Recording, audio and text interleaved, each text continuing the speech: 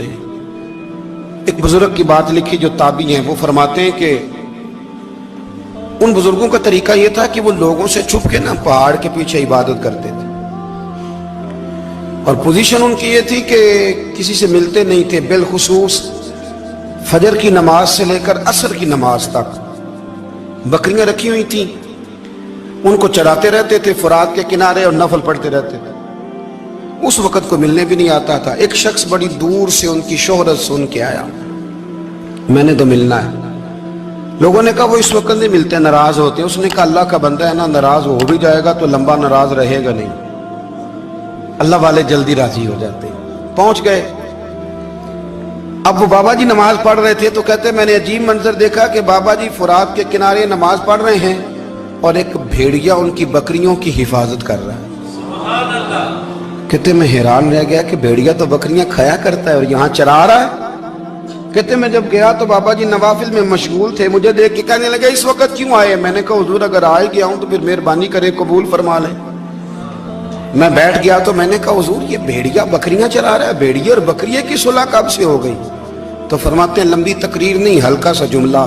فرمانے لگے جب سے بکریوں کے مالک نے رب سے صلح کر لی ہے نا، تب سے بھیڑیوں نے بھی بکریوں سے صلح کر لی ہے۔ بکریوں کے مالک نے رب سے صلح کر لی، گناہ چھوڑ دیے، اس کی فرما برداری میں آ گئے۔ اب پھر اسے بکریاں چلانے کی ضرورت نہیں رہی، بکریاں نہ اب بھیڑیا چراتا ہے۔ کہتے ہیں میرے اوپر کپ کپی طاری ہو گئی بزرگوں کی بات سن کے، اور مجھے پیاس لگی اور خواہش آئی کہ پتہ نہیں اب بابا جی کچھ کھلائیں پلائیں گے بھی کہ نہیں، بابا جی کچھ کھلائیں گے بھی کہ نہیں۔ کہتے میرے دل میں خیال تھا تو بزرگوں نے ایک لکڑی کا پیالہ، ان کے پاس وہ غار میں بیٹھے تھے تو ایک چھوٹا سا پتھر تھا، اس کی ڈھلان بنی ہوئی، بابا جی نے اس کے نیچے لکڑی کا پیالہ رکھا، وہ رکھا ہی تھا تو وہ دودھ سے بھر گیا۔ کہتے انہوں نے مجھے دیا تو ٹھنڈا اور میٹھا دودھ، میری طبیعت خوش ہو گئی۔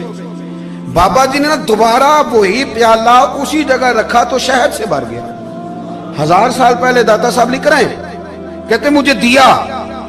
میں نے فوراً کہا، میں نے کہا حضور یہ دودھ تو گائیں بھینس دیتی ہے، پہاڑوں سے تو نہیں نکلا کرتا، اور شہد تو شہد کی مکھیاں دیتی ہیں، پتھروں سے تو نہیں نکلتا، یہ آپ کہاں سے نکال رہے ہیں؟ تو کہتے ہیں وہ قرآن مجید پڑھنے لگے۔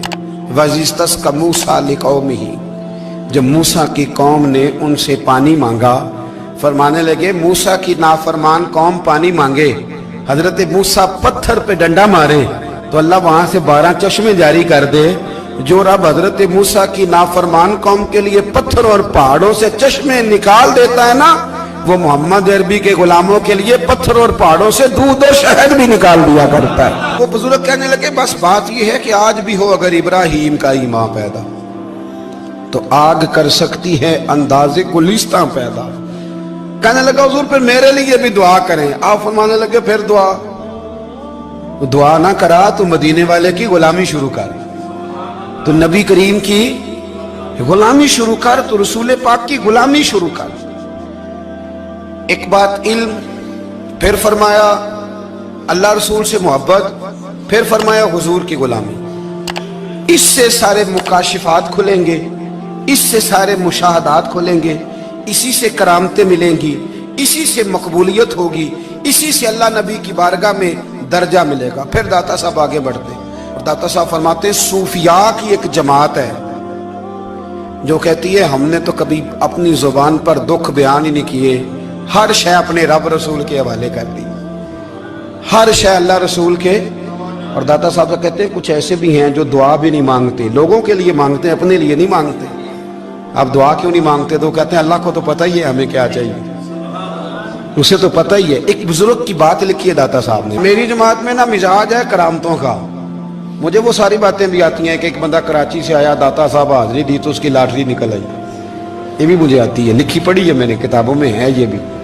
ایک بندہ، یہ ساری باتیں آتی ہیں کرامتوں میں، بڑی ساری چیزیں لوگ بیان کرتے ہیں کہ میں وہاں آیا اور میں نے حاضری دی تو موج لگ گئی، یہ ساری باتیں آتی ہیں۔ ہمارے پرانے بزرگ اور بھی قصے سنایا کرتے تھے، ساری ہمیں چیزوں کا پتہ، پر جو عنوان ہے نا وہ حضرت شیخ ابو نور کہتے ہیں کہ ایک بندہ داتا صاحب کے مزار پہ گھوم رہا تھا، داتا 10 روپے دے، 10 روپے دے، 10 روپے دے، تو ایک بندہ بڑی دیر سے اسے دیکھ رہا تھا، وہ کہنے لگا داتا نے تجھے کیا دینا ہے، ادھر آ میں دوں۔ اس نے 10 دیے، बंदा बड़ा हसीन था, हंस पड़ा, कहने लगा दाता तेरे भी सदके जाऊं। दिन आने लगा तो मुनकर से ही दिलवा दिए, जो नहीं मानता उसी से दिलवा दिए। वो बड़ा परेशान हुआ, मैं और चक्कर में था, इसने मेरे ऊपर ही जड़ दी है बात। कहने लगा दाता तेरे सदके जाऊं। तो ये सारी बातें किताबों में मौजूद हैं, लोगों ने अपने अपने मुशाहिदात जो जिसके साथ पेश आया उसने बयान किए हैं। बहुत सारी बातें काबिले बयान हैं, पर जो उन्वान है मैं उस पर रहना चाहता हूँ। दाता साहब रहमतुल्लाह अलैह फरमाते हैं, हमारी तालीमात हैं कि अपने दुख दर्द दुनियादारों से बयान नहीं करने, सवाल का दरवाजा लोगों के सामने खोलना। अल्लाह वालों से कहेंगे कभी कहना होगा तो दुनियादारों से कहना। कहते हैं कि शेख अहमद नाम के बुजुर्ग थे, सारी जिंदगी किसी को काम नहीं बताया, सारी जिंदगी बड़ी मुश्किलात आई, पर कभी अपनी जात पर सवाल का दरवाजा नहीं खोला। एक ऐसी मुश्किल आई कि जो हल ही नहीं होती थी। किसी ने उन पर कोई इल्जाम लगा दिया। अबू मुस्लिम नाम का एक बादशाह था, उसकी हुकूमत थी, उसने पकड़ के कैद में डाल दिया। अब कैद में है, जुर्म लग गया है, फर्दे जुर्म आयद हो गई है, जेल में है। लोग कहने लगे हजरत जी अपनी सफाई में कुछ कहें, और मानने लगे सारी जिंदगी बंदों से कुछ नहीं कहा। अल्लाह रसूल को पता है मैं बेगुनाह हूं, मुझे कहने की जरूरत नहीं। दाता गानी बख्श अली हजवेरी ने लिखा है, दाता साहब कहते हैं तू यकीन कामिल तो पैदा कर, तू ईमान तो पुख्ता कर। दाता साहब कहते हैं वो अबू मुस्लिम जो बादशाह था वो नेक आदमी था, उसे रात को ख्वाब में नबी करीम की जियारत नसीब हुई, और हुजूर सैयद आलम सल्लल्लाहु अलैहि वसल्लम फरमाने लगे तूने अल्लाह का एक नेक बंदा जेल में डाल दिया, डर नहीं आता, वो तो बेगुनाह है। बादशाह आधी रात को खुद उठा। दादा साहब फरमाते हैं किसी गार्ड को नहीं भेजा, पुलिस वाले को नहीं भेजा, जेलर से नहीं, खुद गया, जाके जेल का दरवाजा खोला।